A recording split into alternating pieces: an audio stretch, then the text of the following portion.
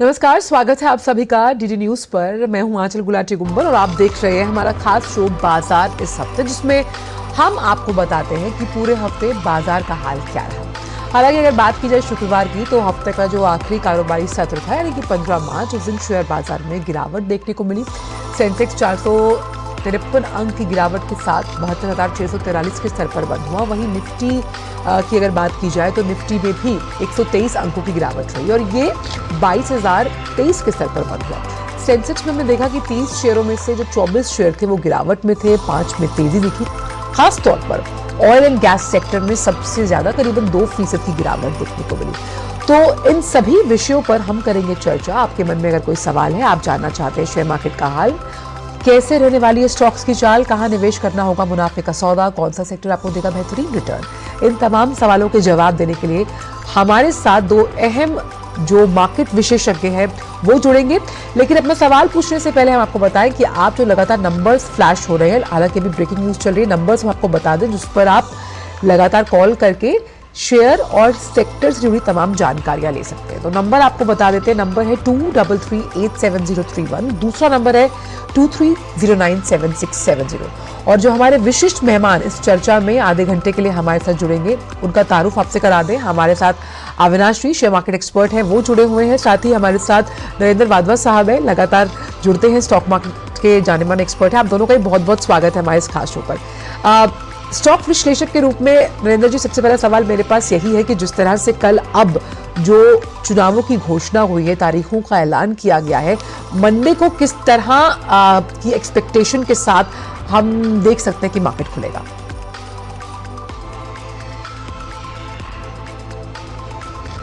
और फर्स्ट जो हमारे 19 तारीख से इलेक्शन शुरू होंगे और 5 तारीख को रिजल्ट्स आएंगे। अगर हम पिछले इलेक्शंस के देखें तो एक महीना पहले जब भी इलेक्शन के रिजल्ट आते हैं तो 5 में से 4 बारी हमारे पॉजिटिव रही हैं मार्केट्स।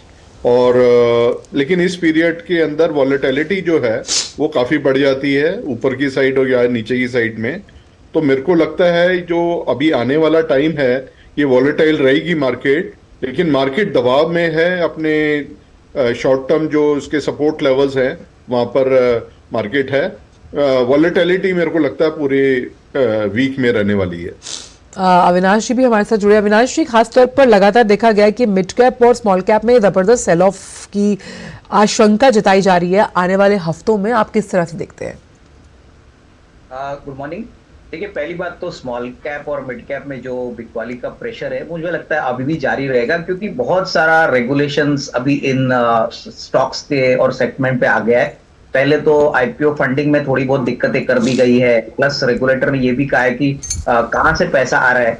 तो मेरे ख्याल से देखिए, निवेशकों को लार्ज कैप में ही ज्यादातर पैसा निवेश करना चाहिए। अभी भी मौके लार्ज कैप में काफी अच्छे हैं। स्मॉल कैप मिड कैप में ऐसा नहीं कि बाजार इन स्टॉक्स को देखेगा नहीं, लेकिन अभी फिलहाल कम से कम अगले 1-2 महीने की जो चाल है वो थोड़ी सी नेगेटिव रह सकती है और यहाँ पे आपको थोड़ा सा सावधान रहना है। तो मिड कैप, स्मॉल कैप में और एससीबी कंपनीज में स्पेसिफिकली मैं बताना चाहूंगा कि थोड़ा सा कॉशियस रहिए, क्योंकि वैल्यूएशंस बहुत महंगे हो चुके हैं। तो लार्ज कैप में अभी भी कंफर्ट दिख रहा है, तो वहीं पे शायद पैसा ज्यादा आएगा और वहीं पे रिस्क रिवॉर्ड अच्छा बनेगा। जी नरेंद्र जी, अगर हम देखें तो जो इंटरनेशनल फैक्टर्स हैं, जिसमें US federal reserve, bank of England के साथ साथ बैंक ऑफ जापान का जो इंटरेस्ट रेट पर जो डिसीजन आने वाला है, उससे भी मार्केट के जो तमाम सेक्टर्स है उस पर फर्क पड़ने की उम्मीद जताई जा रही है। उस लिहाज से किन सेक्टर्स को लेकर कॉशियस रहने की जरूरत है? देखिए, ये बस था कि जो इन्फ्लेशन के नंबर्स आ रहे थे उसके बेस पे इंडिया के अंदर भी इंटरेस्ट रेट और फेड के रेट जो हैं वो डिसाइड होंगे। और जो कि इन्फ्लेशन की जो डाटा आया है वो काफ़ी सबड्यूड है और मेरे को लगता है कि जून के अंदर पहले एक्सपेक्टेशन थी इंटरेस्ट रेट में ट्वीकिंग होगी, वो मेरे को लगता है पहले आ सकती है। और इंटरेस्ट सेंसिटिव सेक्टर जो हैं उसके अंदर इंटरेस्ट रहेगा मार्केट के अंदर, क्योंकि हमने देखा है कि जो इंटरेस्ट की अप साइकिल थी वो काफ़ी 4 साल रही है, ऊपर रेट्स रहे हैं, हमारे इंटरेस्ट रेट रहे हैं। और जो ये पहला इंस्टेंस आएगा, पहला जो डिक्लाइन, ये रिजर्व जो है, फेड रिजर्व जो या इंडिया में आरबीआई अपना डिसीजन लेगा, उसके बाद पॉजिटिव साइड में जो बैंकिंग सेक्टर है वो बहुत अच्छा परफॉर्म करना चाहिए। इसी तरह से जो हमारा ऑटोमोबाइल सेक्टर है ये काफी उससे सेंसिटिव होता है। और इसी तरह से अदर फाइनेंसिंग जो सेक्टर हैं जैसे हाउसिंग फाइनेंस, ये जी काफी सेक्टर हैं जो अपसाइड की तरह मेरे को दिखते हैं। और ये पॉजिटिव न्यूज होती है जब भी इंटरेस्ट रेट नीचे की तरफ आते हैं, जी। इकोनॉमी के लिए और कंपनीज के लिए बेटर रहता है। चलिए, हमारे साथ पहले कॉलर भी जुड़ गए हैं इस शो पर। अमित जुड़ गए हैं इंदौर से। अमित जी, पूछिए अपना सवाल। मेरा एक क्वेश्चन था, एनटीपीसी यहाँ से डिप में बाय कर सकते हैं क्या? नरेंद्र जी, एनटीपीसी को लेकर सवाल है। देखिए, पावर और जो एनर्जी सेक्टर है ये इस पे हम काफी बुलिश हैं। और एनटीपीसी सबसे बड़ा हमारा इलेक्ट्रिसिटी जनरेटर और उसका डिस्ट्रीब्यूटर है। और इसके अंदर इनके इनिशिएटिव ग्रीन एनर्जी और हाइड्रो एनर्जी इसके ऊपर काफी काम कर रहे हैं। और ये जैसे आपने कहा, ये आप लेना चाहते हैं डिप के अंदर, मेरी रिकमेंडेशन यही रहेगी। ये पूरा सेक्टर बहुत अच्छा है। इसके अंदर एनटीपीसी एक बहुत अच्छा है, टाटा पावर एक बहुत अच्छा कंपनी है। तो सेक्टर के लिए मैं पॉजिटिव हूँ, आप ले सकते हैं इसको। चलिए, हेमंत भी एक कॉलर है हमारे साथ जुड़े। हेमंत जी, पूछिए अपना सवाल। मैडम, मैं पूछता हूँ कि आगे एलआईसी और भेल का क्या फ्यूचर रहेगा? अविनाश जी, एलआईसी और भेल के बारे में पूछ रहे हैं ये। देखिए, अगर एलआईसी की बात करें तो अगर आपका नजरिया 1.5-2 साल का है तो देखिए अभी ऑलरेडी नंबर्स में अच्छी इंप्रूवमेंट आपको देखने को मिली है। जनवरी टू मार्च नॉर्मली सारे इंश्योरेंस कंपनीज के लिए एक बहुत बम्पर क्वार्टर माना जाता है। तो इस साल हमको लग रहा है कि एलआईसी काफी अच्छा नंबर दिखाएगा।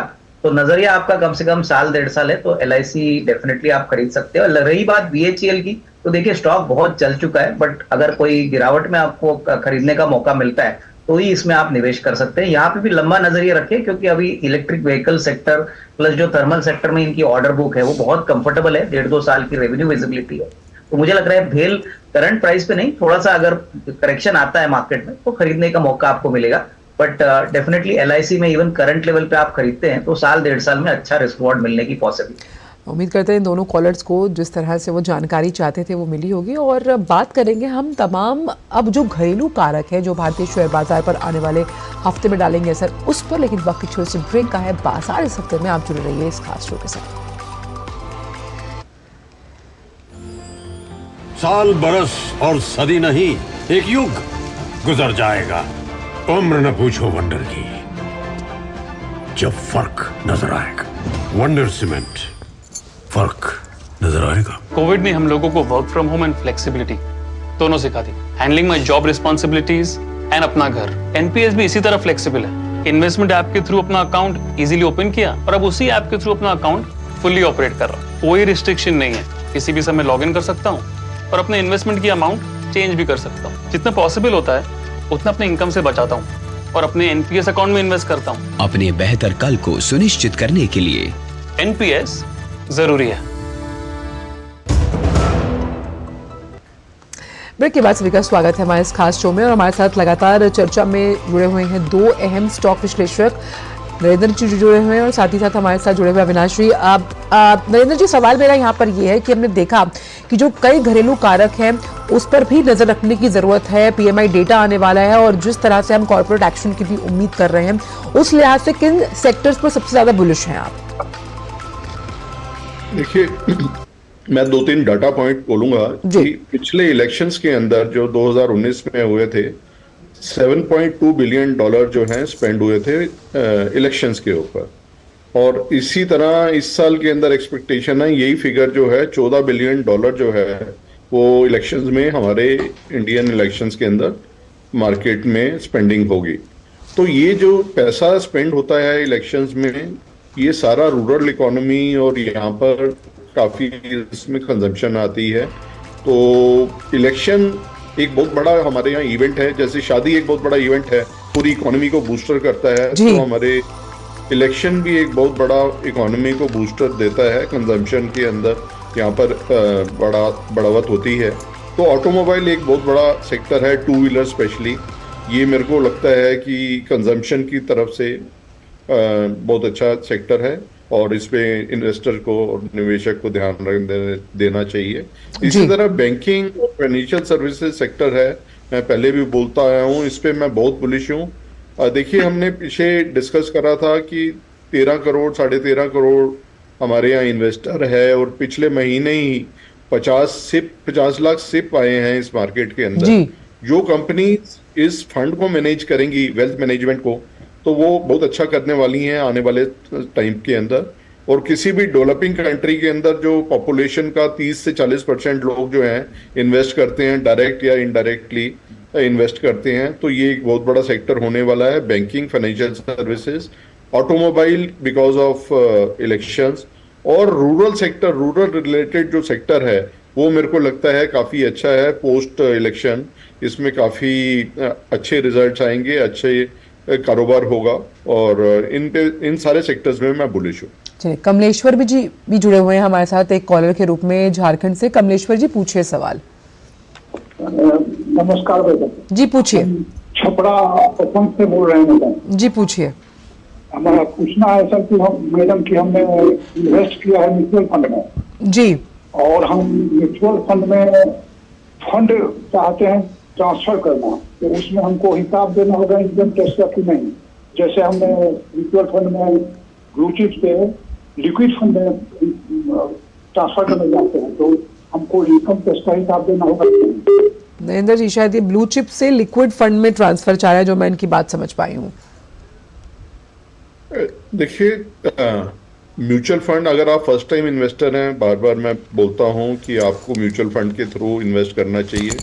मार्केट के अंदर पूरा वर्ल्ड इस मार्केट को देख रहा है, इंडिया की मार्केट और इसकी ग्रोथ को देख रहा है। हम 3rd लार्जेस्ट इकोनॉमी बनने वाले हैं, तो इस ग्रोथ के अंदर अगर आपको पार्टिसिपेट करना है तो आपको इन्वेस्टमेंट करनी चाहिए। सबसे अच्छा माध्यम होता है, क्योंकि आप डायरेक्ट इन्वेस्टमेंट किसी बिजनेस में, सारे बिजनेसेस में नहीं कर सकते, तो कैपिटल मार्केट के माध्यम से आप जो इकोनॉमी की ग्रोथ होती है, इंडिया की ग्रोथ होगी, उसमें पार्टिसिपेट कर सकते हैं। म्यूचुअल फंड में जैसे आपने बोला ब्लू चिप से लिक्विड में आना, वहाँ आप रिडम्पशन करेंगे और लिक्विड फंड में इन्वेस्ट कर सकते हैं। और मार्केट रिलेटेड भी है, जैसे लिक्विड बीज हैं कैपिटल मार्केट के अंदर, उसमें मार्केट के अंदर से ही ये लिक्विड बीज ले सकते हैं और यहीं से उसको लिक्विडेट करके डायरेक्ट इन्वेस्टमेंट या म्यूचुअल फंड ले सकते हैं। तो बड़ा इजी प्रोसेस है। मेरा कहना ये है कि जैसे अविनाश जी ने भी कहा कि हम जो अभी पीछे कैपिटल मार्केट चली है, हमारी शेयर मार्केट चली है, उसके अंदर वैल्यूएशन काफ़ी स्ट्रेच्ड हैं काफ़ी सेक्टर्स के अंदर। तो स्मॉल एंड मीडियम कैप जो हैं उसको आप थोड़ा सा छोड़ के जो लार्ज के कैप्स हैं और उसके म्यूचुअल फंड के थ्रू इन्वेस्टमेंट करेंगे इस पीरियड के अंदर, तो आपको अच्छा फायदा होने वाला है। अविनाश जी, खासतौर पर आईपीओज भी लिस्ट होने वाले हैं आने वाले हफ्ते में, तो आईपीओज को लेकर किस तरह का व्यू पॉइंट रहेगा आपका? हमने देखा है कि पिछले साल की भी तुलना की जाए, या फिर हम लास्ट वीक भी इस पर चर्चा कर रहे थे कि लगातार कंपनीज के जो आईपीओज हैं वो लिस्ट हो रहे हैं और निवेशकों का जो ध्यान है वो अपनी ओर आकर्षित कर रहे हैं। देखिए, पहली बात तो मैं कहूंगा कि आईपीओ मार्केट में अगर कंपनी अच्छी है, वैल्यूएशन अच्छा है, तो ही इसमें निवेश करना चाहिए। हमने पिछले हफ्ते गोपाल स्नैक्स का आईपीओ खुलते हुए देखा था, जो आईपीओ प्राइस था उसके नीचे आईपीओ प्राइस की लिस्टिंग हो गई है। तो शॉर्ट टर्म में देखिए, मार्केट में भले ही कितना भी टाइम इशू ओवर सब्सक्राइब होता है, ज्यादातर हमको ये बात मान के चलनी चाहिए कि काफी आईपीओ फंडिंग का पैसा इसमें आता है। और मुझे लग रहा है कि देखिए, अलॉटमेंट भी बहुत एक लॉटरी जैसा सिस्टम हो चुका है, काफी निवेशकों को अलॉटमेंट ही मिलता नहीं है। तो कहीं ना कहीं मुझे लगता है कि अगर वैल्यूएशन अच्छा है तो ही उसमें अप्लाई करें, अदरवाइज सेकेंडरी मार्केट में अपॉर्चुनिटी आपको जरूर मिलेगी। तो कोई जल्दबाजी करने की जरूरत नहीं, क्योंकि आईपीओ मार्केट भी अभी थोड़ा सा ठंडा हो रहा है। ओवरऑल मार्केट सेंटीमेंट अगर आईपीओ फंडिंग को लेकर थोड़ा सा नेगेटिव है, तो आपको थोड़ा सा चौकन्ना होना चाहिए। तो मैं कहूंगा कि सेकेंडरी मार्केट को ज्यादा देखिए, आईपीओ मार्केट को वेरी सिलेक्टिवली देखिए, सारे आईपीओ में अप्लाई करने की जरूरत है। हमारे साथ विनीत जी भी जुड़ गए हैं कॉलर के रूप में। विनीत जी, पूछिए अपना सवाल। अभी जो पिछली बार इलेक्शन हुआ था, उसके पहले इलेक्शन हुआ था, इलेक्शन के बाद जितने शेयर थे वो बड़ी तेजी से ग्रो करके ऊपर गए थे। तो क्या अभी मेरी जो होल्डिंग है उसको मैं इलेक्शन होने तक वेट करके रखूं क्या, कि और भी ऊपर जा सकते सारे शेयर? अविनाश जी, आप इसका जवाब दीजिएगा, लेकिन मैं भी ये जानना चाहती हूँ क्योंकि लगातार ये सवाल होता है कि अगर हम 20 से 22 सालों का ट्रेंड देखें तो ये मानना है तमाम जो एनालिस्ट हैं कि एक स्टेबल रहता है मार्केट, डिस्काउंट करके चलता है इलेक्शन, क्योंकि एक इस तरह की प्रक्रिया है जो हर 5 साल में होती है। तो उस लिहाज से जो इनका सवाल है, आप जवाब दे पाए। देखिए, पहली बात तो हम सभी जानते हैं कि इस बार भी मोदी जी वापस गवर्नमेंट बनाएंगे, बीजेपी वापस आएगी, क्योंकि माहौल ऐसा है कि इन्होंने काफी अच्छा इकोनॉमिक डेवलपमेंट किया है। लेकिन अभी ये क्वेश्चन ऐसा है कि इलेक्शन के बाद क्या शेयर मार्केट ज्यादा बढ़ेगा। मान के चलिए कि अगर 400-450 सीट्स गवर्नमेंट हासिल करती है तो मार्केट उसको बहुत पॉजिटिवली लेगा, बहुत अच्छी तरह से सेंटिमेंट इंप्रूव होगा और आपको एक बहुत बड़ी चाल देखने को मिलेगी। लेकिन हमको ये भी बात बोलनी नहीं चाहिए कि देखिए, जब भी वोटिंग होती है तभी हमको लास्ट मिनट तक पता नहीं चलता क्या रिजल्ट आएगा। अगर 400 सीट के नीचे गवर्नमेंट को मिलती है तो वो एक बड़ा नेगेटिव सरप्राइज हो सकता है। बट मोटा मोटी हमको लग रहा है कि इलेक्शन के बाद गवर्नमेंट डेफिनेटली इकोनॉमिक डेवलपमेंट पे जोर से फोकस करेगी, बड़ा बजट में बड़े अनाउंसमेंट्स आएंगे, तो डेफिनेटली लॉन्ग टर्म के लिए मेरे ख्याल से इलेक्शन के बाद हमने एक पॉजिटिव अप ट्रेंड ही देखा है। तो इस पॉइंट ऑफ व्यू से इनको अपने शेयर्स होल्ड करने चाहिए, कोई चिंता करने की जरूरत नहीं। चलिए, तो चिंता की कोई बात नहीं है, लेकिन कमोडिटी मार्केट में किस तरह का व्यू पॉइंट है दोनों विश्लेषकों का, ये हम जानेंगे। लेकिन वक्त एक छोटे से ब्रेक का है बाजार इस हफ्ते में। आप जुड़े रहिए इस खास शो में डीडी न्यूज के साथ। साल, बरस और सदी नहीं, एक युग गुजर जाएगा। उम्र न पूछो वंडर की, जब फर्क नजर आएगा। वंडर सीमेंट, फर्क नजर आएगा। क्या लड्डू, हम यहाँ बैठे बैठे पैसे बना सकते हैं।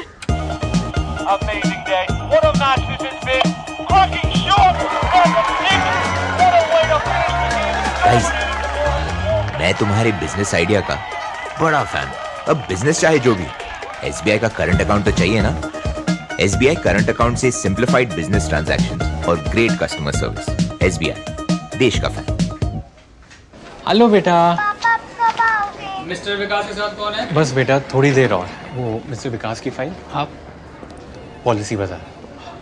मैम, आपका हेल्थ इंश्योरेंस क्लेम अप्रूव हो गया है, अब आप सर को घर ले जा सकती हैं। क्लेम के टाइम पे हमेशा आपकी हेल्प को तैयार। पॉलिसी बाजार, 1 करोड़ का हेल्थ इंश्योरेंस सिर्फ 390 रुपए महीने से शुरू।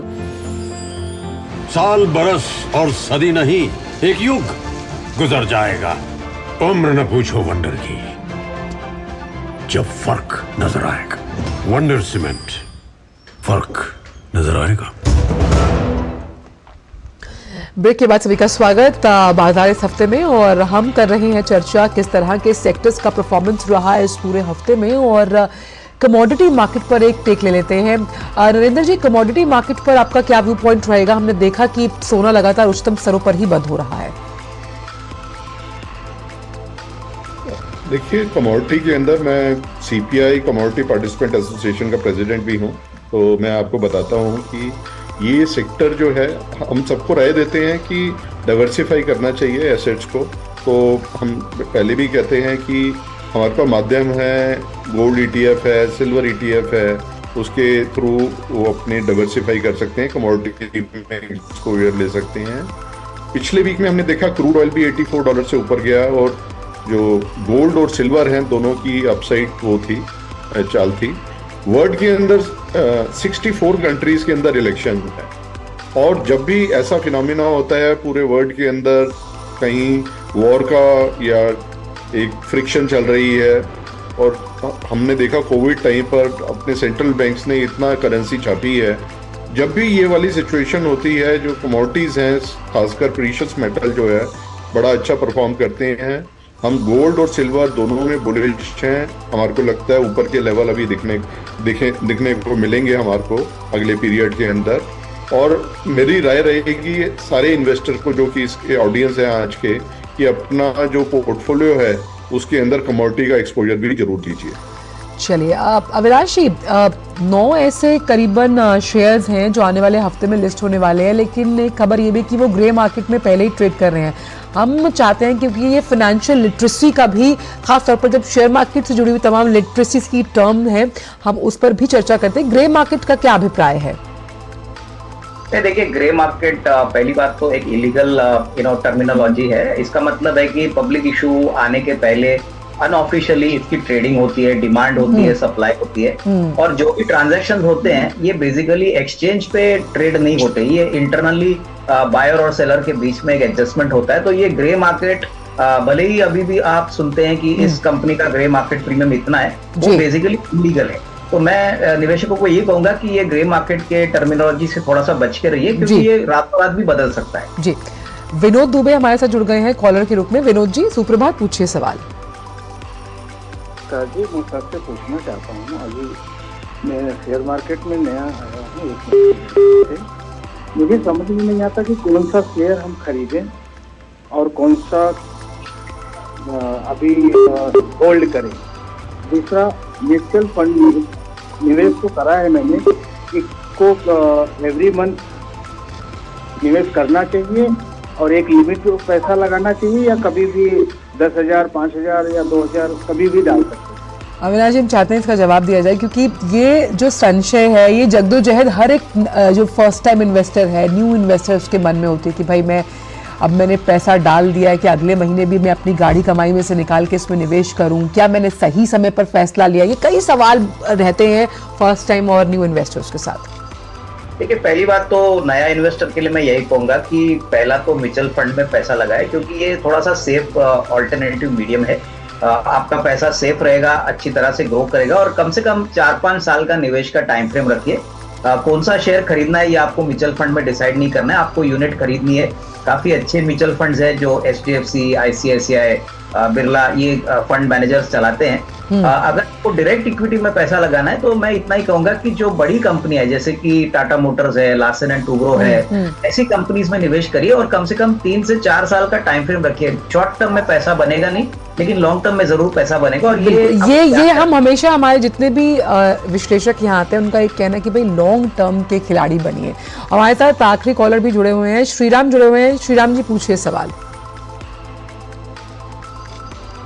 चंडीगढ़ से जुड़े हुए हैं हमारे साथ कॉलर। श्रीराम जी, सवाल पूछिए। जी, मैंने ग्राफिक्स सेट का एक IPO लिया था और वो ₹1 में खुला, लेकिन उसके बाद वो नीचे आते आते नीचे हो गया।